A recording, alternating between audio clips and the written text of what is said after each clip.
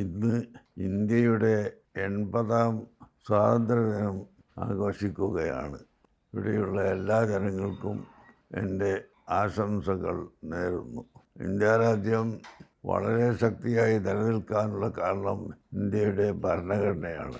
ആ ഭരണഘടന അനുശാസിക്കുന്ന നിയമങ്ങൾ ജാതി മതഭേദമന്യേ എല്ലാവരും മനുഷ്യരെന്ന സഹോദര്യത്തിൽ ഉറച്ചു നിൽക്കുകയും ബഹുസ്വരത, ഐക്യം ഇതെല്ലാം നിലനിർത്താൻ ഒരു പ്രതിജ്ഞ പുതുക്കുന്ന സമയമാണ് സ്വാതന്ത്ര്യദിനം. വൈദേശികരുടെ കയ്യേറ്റത്തിൽ നിന്നും ഇന്ത്യയെ മോചിപ്പിക്കാൻ നമ്മുടെ മുൻഗാമികൾ ചെയ്ത സേവനം വളരെ വലുതാണ്.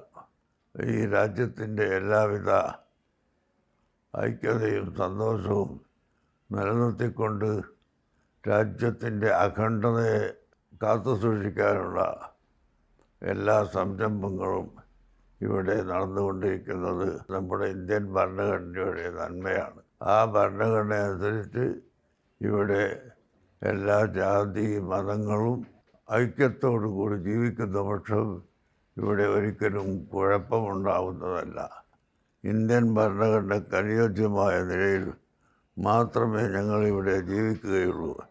ഇവിടെ ഏത് മതക്കാരനും ഏത് വിശ്വാസക്കാരനും ഏത് സംസ്കാരത്തിനും ജീവിക്കാവുന്നതാണ്, മാറ്റമില്ലാതെ ജീവിക്കാവുന്നതാണ് എന്ന് പഠിപ്പിക്കുന്ന ഒരു മഹത്തായ സ്വാതന്ത്ര്യം, അതാണ് നാം ഇന്ന് കയ്യിൽ പിടിച്ചിട്ടുള്ളത്.